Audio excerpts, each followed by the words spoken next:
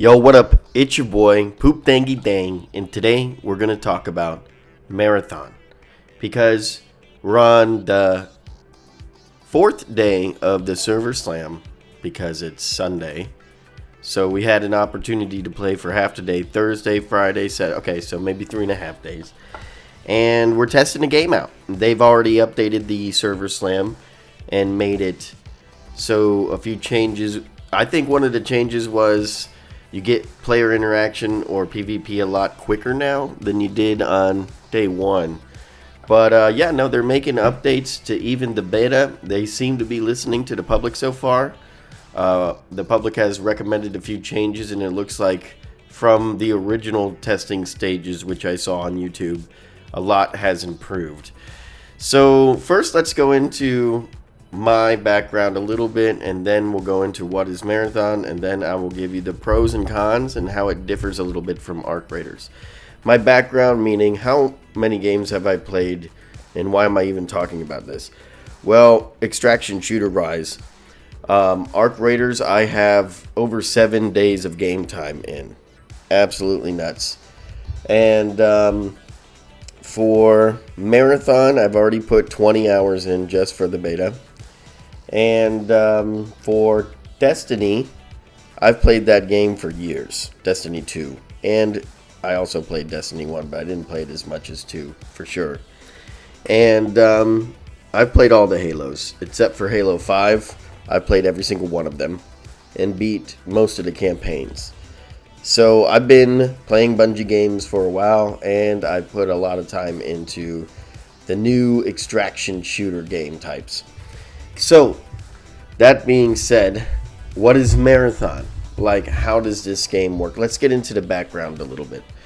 So, what you are is a conscious upload, basically. Your consciousness is basically an upload, and every time that you die in the game lore, you can upload your consciousness into a new shell, aka a new character, which are basically like different classes. There's different characters in each of the classes, or different character sets. Blah, blah. I'm not really saying that right. So there's different characters, and each of the characters has like 3 or 4 powers. And some of them are passive, and some of them are active. And it has an ultimate as well. And basically, the shells are different classes, meaning there's a medic one, there's a support one, a combat one, a recon type. But you could use any weapons that you want, obviously, because it's an extraction shooter. So you have a vault, and you choose what weapon you want. You have to bring the ammo as well, and just like Arc Raiders. And then you bring shield rechargers, basically. They're called something different in this game. And patches, or you bring, the band-aids.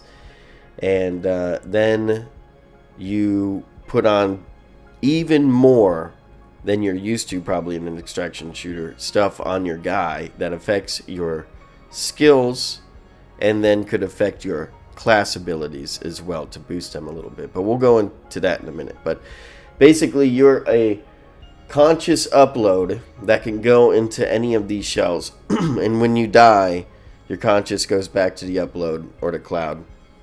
And then you don't really die in this game. You're just mercenaries. You're conscious mercenaries that are owned, and you're paid to just go into these shells and kill the NPCs. So the NPCs are more like hordes in this game. And there's bosses within the hordes.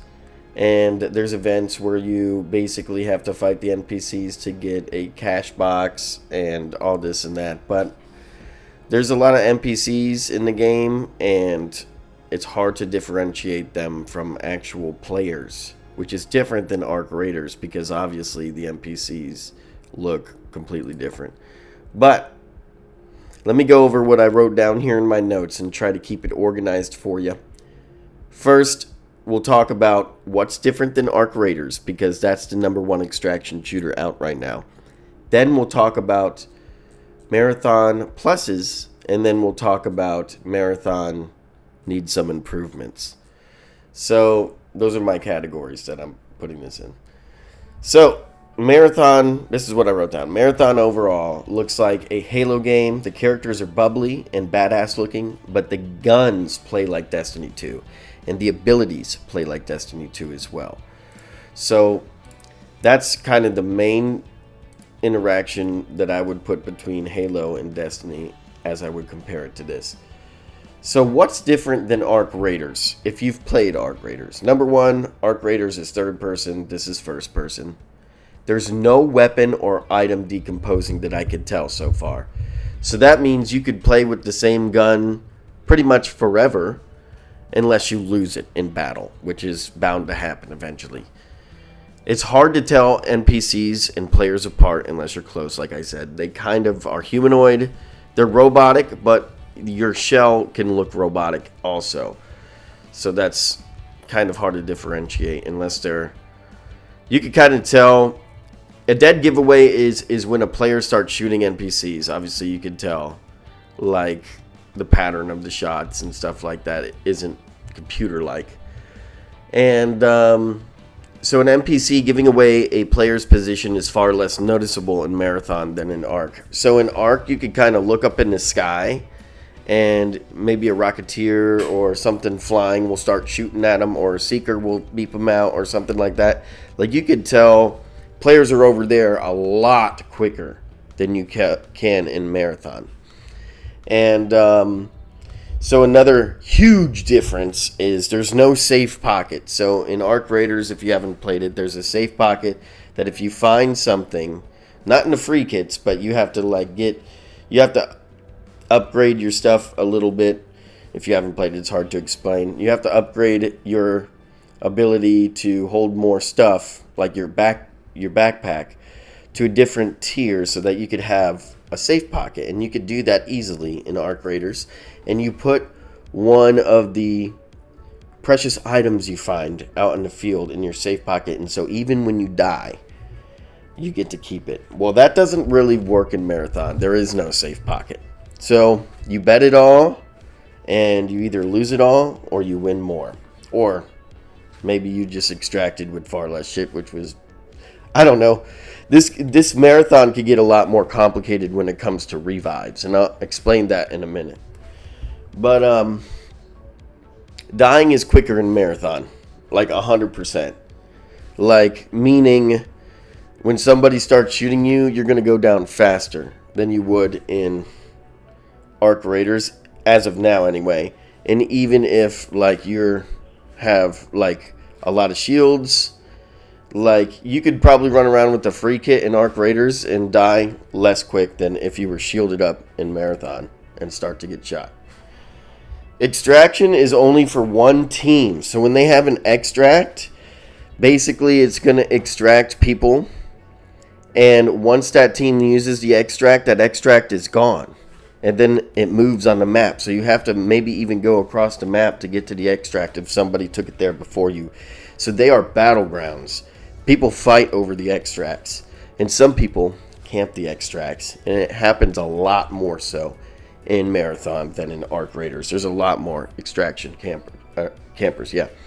And there's also NPC guarded extractions, which, I mean, so you could choose to go to an extraction point that is a little less risky, that's not guarded, or you could go to a guarded one, and there's going to be NPC bosses probably around there, and a whole bunch of NPC bots ready to fight you. So you got to stay vigilant there. But there might be less people going there. And the NPCs look more like hordes in this game, like Destiny hordes, right? Like, all of a sudden, it reminds me of the Vex a little bit. All of a sudden, there's going to be a lot of bots on you. And it's not like in Arc Raiders where you hit, you know, one or two pops come at you, or one or two flamethrower balls, I don't know what they're called, come at you. And then you get rid of them and go on. It's more like, just imagine a whole horde of, like, drones coming at you, like wasps in Arc. It's kind of like that. There's, like, NPCs are never alone, and they're in basically cities. They have, like, they're not in cities, obviously, but they like, have a whole building or maybe like 5 buildings to themselves. They're walking around guarding it. So you got to be careful where you travel in this game. And let's see here. Oh, obviously, what the main difference between this and Arc Raiders is your abilities and your ultimate or super ability, which each shell or character has. And finally, another difference between this and Arc Raiders is your ability to add implants to your characters, as well as cores, which we'll go into in just a minute. Now let's go into the Marathon Pluses. What makes this different than other extraction shooters? Well, so far, items don't decompose by usage or over time. There are more than just shields and heals in this game. The environment can poison you or hack your mainframe. So there's actually other types of med kits that are named something different that I don't remember at the moment while I'm reading this to you. But anyway, they are used to get rid of the poison from plants or get rid of the hack that's currently messing with your mainframe and damaging you. There are events to do in-game and quests to complete that feel more involved than Arc Raiders. To me, this is just my opinion. It shows you everyone's quest at the top of the screen so that you can help each other get it done. The complexity of the game makes you want to keep playing it if you're a tech or sci-fi nerd like me. Because the complexity is so much that I'm like, 20 hours in and I'm still learning new stuff. But that could also be a con, which I'll go over in a minute as well. And the different shells or characters give an extra layer of classes or powers you can add to the game, which make the game feel more involved, like the supers and stuff like that I mentioned before. But it's kind of something that sets this aside from other extraction shooters. The customization and prep for battle are far better than any other game I've played. You can add head, body, and leg implants, which give you some sort of skill increase. There are also core slots for your cores, which increase a skill or ability. And some cores are specific to shells or the different characters. So, like, if you're using one character, if you use a core specific to that character, it could give him a boost to his specific ability. And so, you could really customize your character in this game before you go into battle. That, like, you can use an implant that boosts this, and for your legs, and one for your head that boosts this, and then you could add specific shell-based cores that increase your character's stat this way, and then you could add 2 at a time. So you don't know what you're going up against out there. They could have boosts to like this ability, this skill, that skill, and these supers. And you're like, what the shit? This guy is crazy. Like, you can't even really tell if they're cheating or not, because they could just have a very specialized for the occasion character. Like, it's nuts. But like other games, there are different levels of shields, cores, and implants. Same for weapons, gear, etc. And it's usually color coded. So, like, gray sucks, green is better, blue is better, and they have purples. And then also within the title and description, it tells you the level or tier of the item. So you could tell which is better than what, and then you could also sell the items in the game, just like you can in other extraction shooters in this regard. And then you go to the armory, which is the in-game store with the different agents. It's weird, like, you discover more stores over time, or sections of the stores over time, and you could upgrade your abilities within the armory. Like, not your abilities, but like different things you're able to buy in the store, and also like upgrade your vault and stuff like that. So you could do different types of upgrades in that regard by doing agent contracts and exploring the armory in your codex. There are also challenges that you unlock throughout the map, which can get you extra loot for free. And also, it's like your codex is for like world discovery items and stuff like that, but you unlock customization for your banner and your character and different skins for your guns, as well as just get free items sometimes and credits, which is awesome. But now let's go over the need some improvements part of my notes here, because I love the game, I really do. I mean, right now in the beta, I would give it probably an 8.5 out of 10 stars. Like, it's really fun. But there are some improvements that I've heard people complain about on the internet, and so I've been thinking about them as well even before I heard them complain, so I'm kind of on the same page that they are. And overall, I do agree that these improvements need to be made to the game to make it more enjoyable, at least in my opinion, and others as well.